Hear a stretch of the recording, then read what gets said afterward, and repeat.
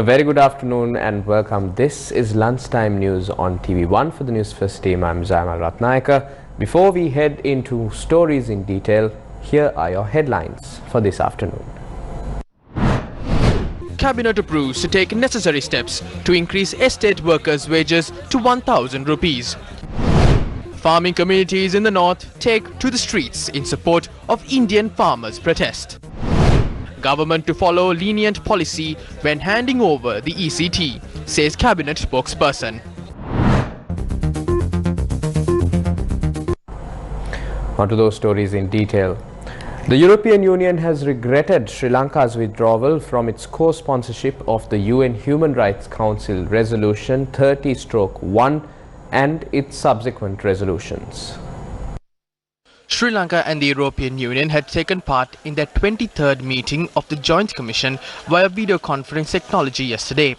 During the meeting, the regional body had reiterated the importance of fostering reconciliation, justice, accountability and peaceful coexistence among Sri Lanka's diverse communities.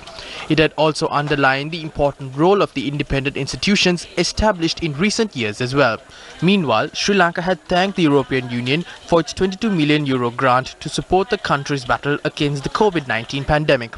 The Joint Commission had agreed that there is potential for Sri Lanka to make better use of the GSP Plus tariff concessions offered by the EU.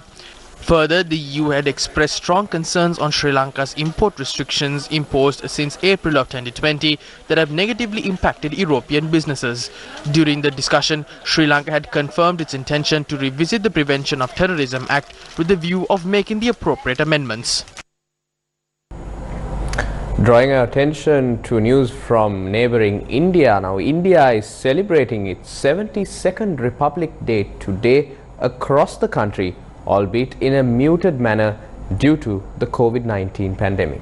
In Sri Lanka, a flag hoisting ceremony was held in Colombo in line with India's 72nd Republic Day.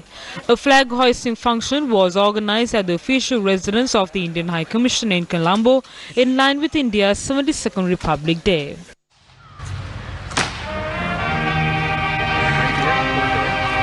After about a year of the unforeseen ordeal, India today stands not despondent but confident. A self-reliant India has manufactured its own vaccine for COVID-19 and is now undertaking a mass vaccination drive which will be the largest exercise of its kind in history.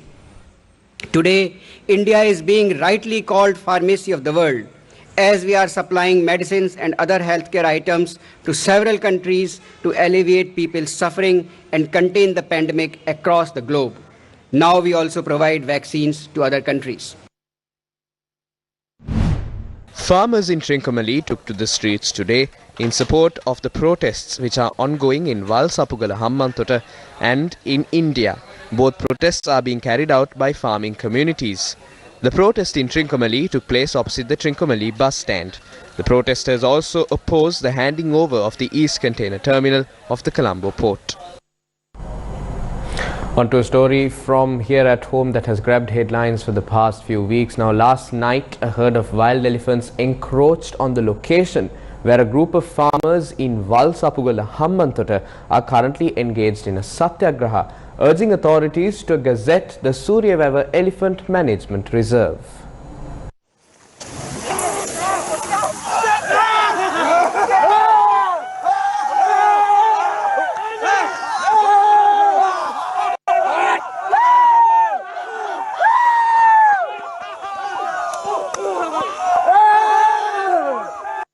The Satyagraha, commenced by the farmers, continued for a 9th day.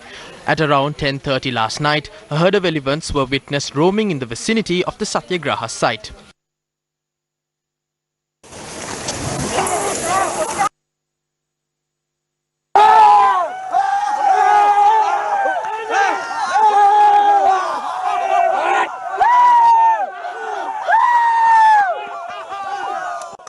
According to our correspondent, the herd had been chased away by those engaged in the Satyagraha and area residents following an extensive effort. The Satyagraha, which is currently underway, was halted temporarily last week when Minister Chamal Rajapaksa arrived at the scene and assured a solution would be provided within a month. A special team assigned by the Geological Survey and Mines Bureau to probe sand mining had left for Maravilla today.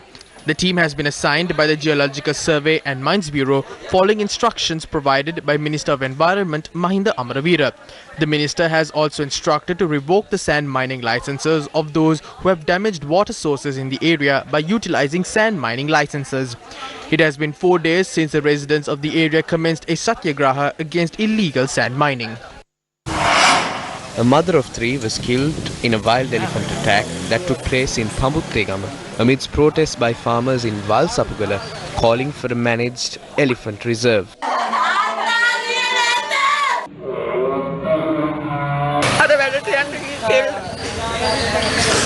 The mother had faced this tragic fate while travelling to work this morning. According to our correspondent, a wild elephant that had encroached into the village from the Mandagala reserve had attacked the woman. Our cameras captured the damages caused by the marauding wild elephant to several houses in the area as well.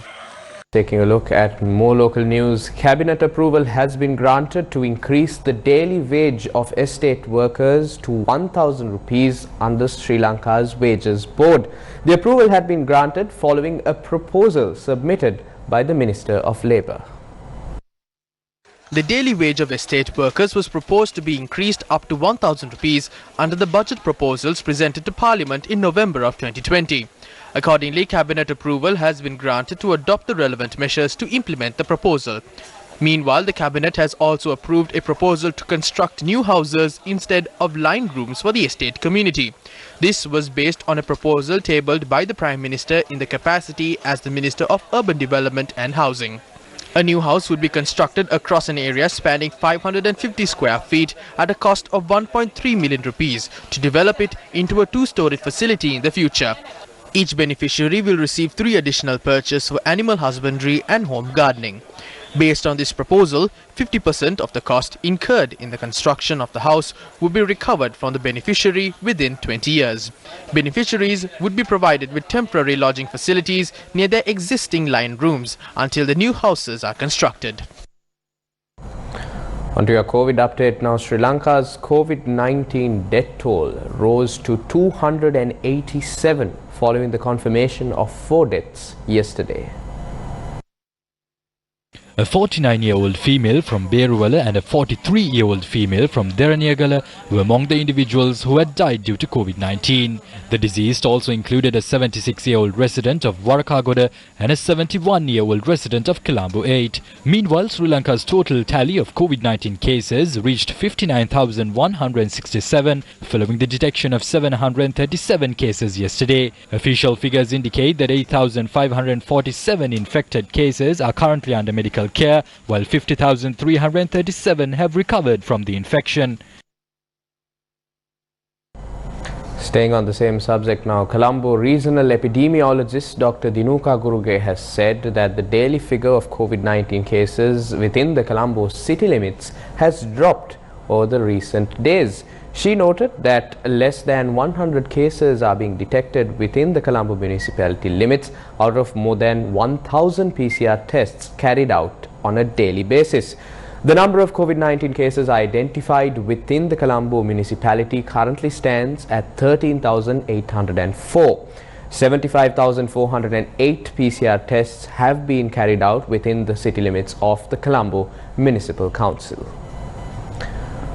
On to more news. Now, a religious ceremony was held in Matara last evening to invoke blessings for the good health of the Prime Minister's Coordinating Secretary on Political Affairs, Kumarasiri Hettiye, who is currently under medical care for COVID-19 at a private hospital in Colombo.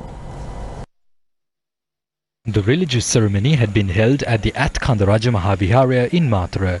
The ceremony was held under the patronage of the chief incumbent of the temple, Venerable Higgoda Gnanaratna Thero.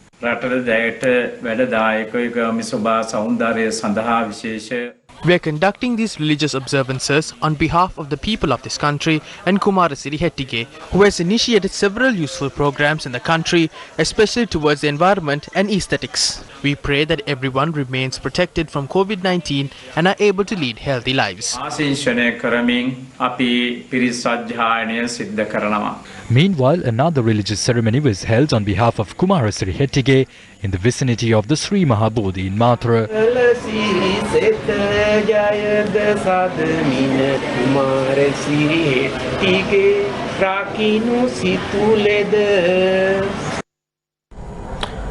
On to news on a somber note now. Motor accidents claimed the lives of 3 individuals in Anuradhapura and Vallavai areas since yesterday.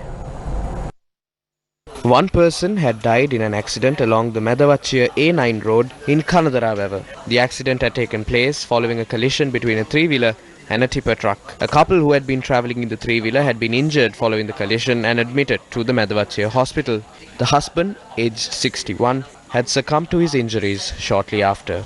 Meanwhile, one person has died in an accident involving a 3-wheeler near the Isurumuni roundabout in Anuradhapura. The deceased has been identified as a 67-year-old resident of Devanampiyatissapura. Another individual had died in an accident between a van and a motorcycle in Varunagama, Vallavaya. The motorcyclist, who was critically injured in the accident, had died upon admission to the Vallavaya base hospital. The accident had taken place at around 8:30 p.m. last night. Our correspondent reported that the driver of the van had fled the scene following the accident. The victim has been identified as a 54-year-old resident of Vallavaya. The Vallavaya police are conducting further probes into the incident. The death toll of individuals who have been killed in accidents across the country this week alone stands at 30. Police spokesperson DIG Ajit Rohana noted 90 individuals had been injured in accidents through that time.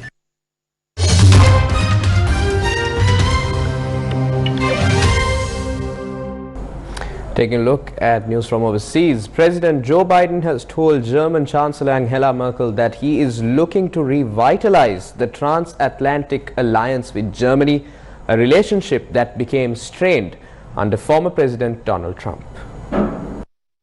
Yesterday, President Joe Biden told German Chancellor Angela Merkel that he is looking to revitalize the transatlantic alliance with Germany, a relationship that became strained under former President Donald Trump.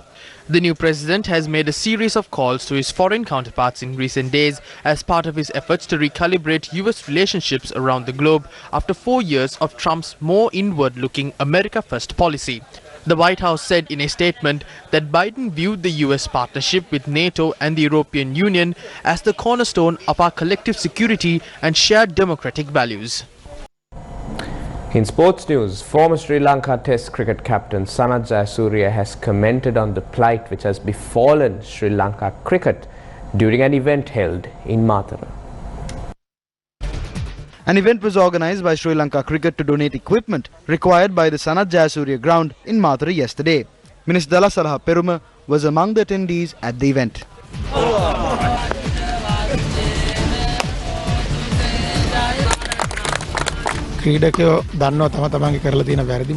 The players know their mistakes. It is the responsibility of the players to rectify those mistakes and uplift Sri Lanka cricket. The responsibility lies with the players and they must admit it. The players must make sure that the mistakes are not repeated in the upcoming tours and ensure that the game that we all love is developed. There is a selection committee and an executive board of Sri Lanka cricket. The executive board, together with the selection committee, conduct discussions after every tour. I think the selection committee and the Sri Lanka cricket will hold talks and decide on the steps that should be taken regarding cricket, the nature of matches which we would play in the future, and decide on the players who would be useful. Everyone is seeking a win. Even if we lose, the fans expect the team to give good competition. We should focus on winning as a team. All coaches, the management, captains and players must work together. There could be misunderstandings as the sport is in dire straits. I believe that if the captains, the management and the players work together and give their 100%, we will be able to achieve victory.